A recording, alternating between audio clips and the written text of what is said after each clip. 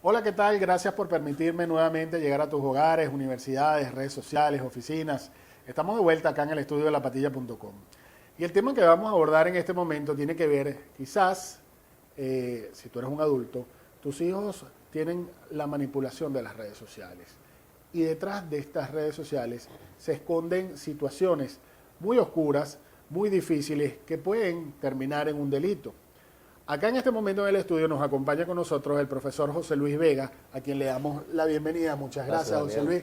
Él es profesor de Derecho Procesal Penal, también fue ex juez. Y en este momento está llevando a cabo una investigación que tiene que ver con el delito del grooming. Este delito del grooming no se conoce aquí en Venezuela como tal, sin embargo ya fuera de nuestras fronteras hay países que ya lo tienen tipificado dentro de su ordenamiento jurídico.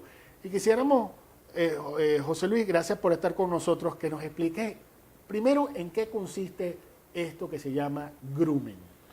Bueno, en principio, Daniel, gracias por la invitación, verdad que es un honor, además un placer estar acá.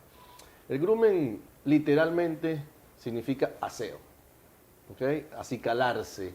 El acicalarse es maquillarse, peinarse, vestirse, arreglarse para tener una mejor presencia. Esa palabra grooming ha sido acogida entonces por los organismos policiales y por las legislaciones de países anglosajones a los fines de determinar o cobijar el hecho de que un adulto cree un perfil de Facebook o en una red social falsa y se mimetice como si fuera un adolescente, como si fuera un niño. Ese es el sentido que se le ha dado policial y legislativamente a la palabra grooming, que significa acicalarse, que significa peinarse, maquillarse. ¿Cómo los adolescentes, que son, primero, quiénes son las víctimas fundamentales, ¿no? De en qué edades están comprendidas? ¿Y cómo puede el adolescente o el padre determinar que puede haber una anomalía en el uso de esta red social porque puede haber una persona detrás queriendo aparentar o queriendo hacer otra para conseguir algún fin? ¿Qué es exactamente también el fin que esta persona puede estar buscando? A ver, fíjate. Esta generación es totalmente tecnológica. Ahora los muchachos tú no los ves jugando la Eren, no los ves jugando Tonga, no los juegan Metra, nada. Ahora todos los niños, los bebés, los padres, para que se calmen, bueno, le dan el iPad y los niños se ponen a ver películas, un jueguito con el iPad. Entonces, evidentemente es tecnológica. ¿Qué sucede? Las tecnologías de la información, evidentemente que nos han llegado a lugares, a sitios desconocidos y nos hacen obtener mucha información valiosa, pero con el uso de las tecnologías de la información también le ha dado mucha tela que cortar a la delincuencia y se han establecido nuevos modus operandi. ¿Qué es el grooming? El grooming tiene como potenciales víctimas o únicas víctimas a los niños o adolescentes. Las edades preferidas de los pedófilos y los pederastas, que no son los mismos, varía entre 10 a 14 años. ¿Okay? No quiere decir que una niña de 15, 16 o menos de 10 no pueda ser víctima. Evidentemente que es víctima.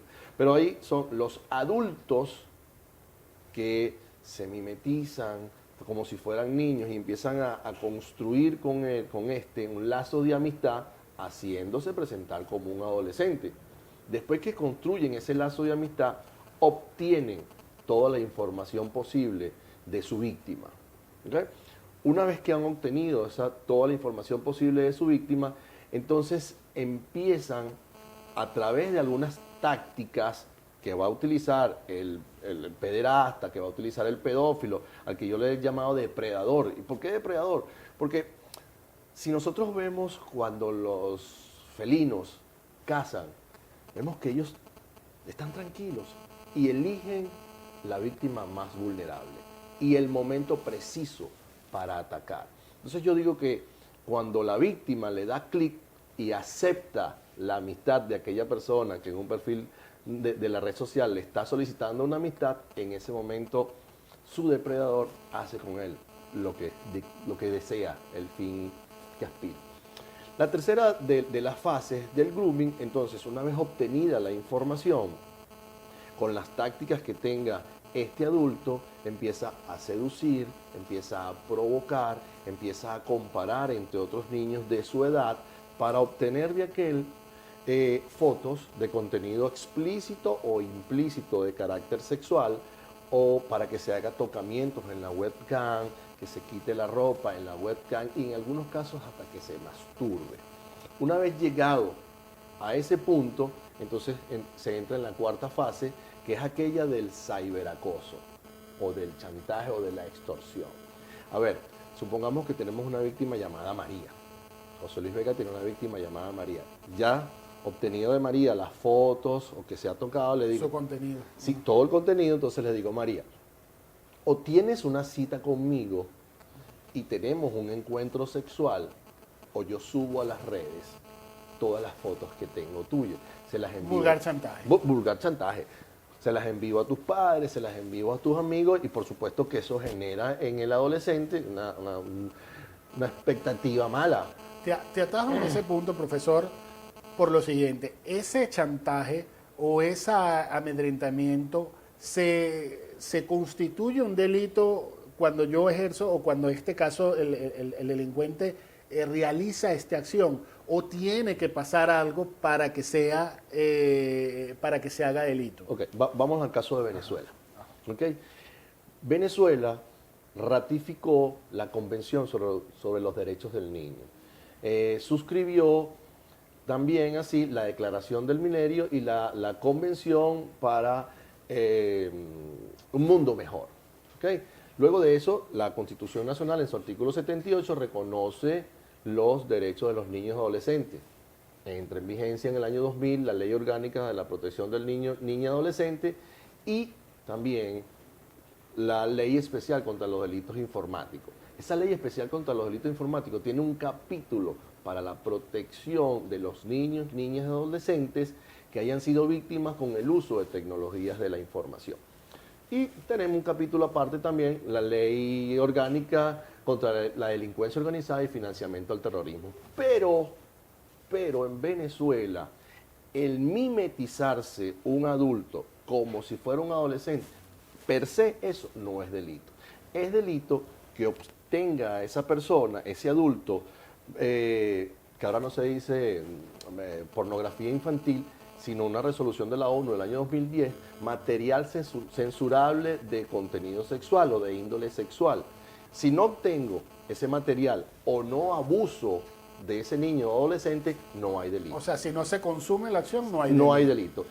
Con otras legislaciones como Australia, Estados Unidos, España, Chile, Colombia, Perú y Argentina, el solo hecho de que un adulto cree un perfil de Facebook, por ejemplo una red social Facebook, y mantenga una conversación con un adolescente haciéndose pasar por otro adolescente, ya eso constituye delito y una pena de entre 6 y 4 años. ¿Qué deberían hacer los padres y qué deberían hacer los maestros también y qué deberían hacer los jóvenes para evitar ser víctimas del grooming? Y aprovecho también y te pregunto si ha habido casos de grooming acá en Venezuela. Primero, ¿qué deberían hacer los padres y qué deberían hacer los maestros? Al gobierno nacional, estatal, municipal, a los fines de que esto se reproduzca. Hay mucha gente, en esta investigación que hemos hecho del grooming, hay mucho desconocimiento. La gente no sabe qué es el grooming, no sabe que eso puede constituir un delito y evidentemente en Venezuela hay víctimas. Nosotros hemos asistido a casos donde hay víctimas de esos delitos, niñas de 12, 13, 14 años. Han sido víctimas acá en Venezuela. Mira, la Universidad Católica del Uruguay en el año 2013, para que tengamos una referencia, hizo un estudio en países Brasil, Argentina, Perú, Chile, Colombia, Uruguay, Paraguay, Ecuador y Venezuela. Estudiaron allí el pay-to-peer, ¿okay? A través del GARAS, del programa Ares Galaxy. Y allí se determinó que Venezuela es el segundo país de todos los estudiados donde hay mayor consumo de material censurable de contenido infantil, censurable sexual infantil. Entonces el tema, lo que deberíamos hacer todos es reproducir esta serie de programas. Te agradezco la invitación y que los padres entonces conozcan que detrás de la red social puede haber un enemigo, puede haber un depredador que va de alguna manera a victimizar a su niño. O sea, sí hay un peligro latente detrás de las redes sociales. ¿Hay en un futuro alguna acción o se está llevando a cabo diligencias para que esto pueda estar dentro de nuestro ordenamiento jurídico y que solamente esa acción de hacerme pasar por otra persona para cometer algún abuso hacia un niño, niña y adolescente, pues pueda ser tipificado como delito? Mira, el 1 de abril, el sábado 1 de abril, voy a ser ponente en un taller que se llama Cuando tu depredador está a solo un clic. Ese día, sábado 1 de abril, mi tema es el grooming cuando el juego virtual se convierte en un delito real. Hemos invitado a algunos maestros, profesores y diputados de la Asamblea Nacional a que asistan a los fines de que ellos vean in situ las otras legislaciones donde este delito, esta acción ya constituye un delito y puede en un eventual futuro estar, yo creo, que en la ley de delitos informáticos. Es importante destacar, yo no soy vocero del CICPC, pero la División contra los Delitos Informáticos tiene una charla que se llama No te enredes con las redes. Y entiendo que cualquier colegio, cualquier educación, cualquier unidad educativa que quiera que ellos lleguen hasta allá esa charla, solo tiene que dirigirse a la División de Delitos Informáticos, hacerle la solicitud formal y ellos en su momento irán hasta allá. Muchísimas gracias, Gracias profesor a ti, Daniel. José Luis Vega, profesor de Derecho Procesal Penal, también es su juez de la República, abogado. Ya ustedes escucharon, hay que estar muy atento que hay detrás de las redes para no enredarse en ellas. Muchísimas gracias, trabajamos para ustedes Román Camacho y quien tuvo el placer de haberlos acompañado, Daniel Guillermo Colina. Será hasta una próxima oportunidad.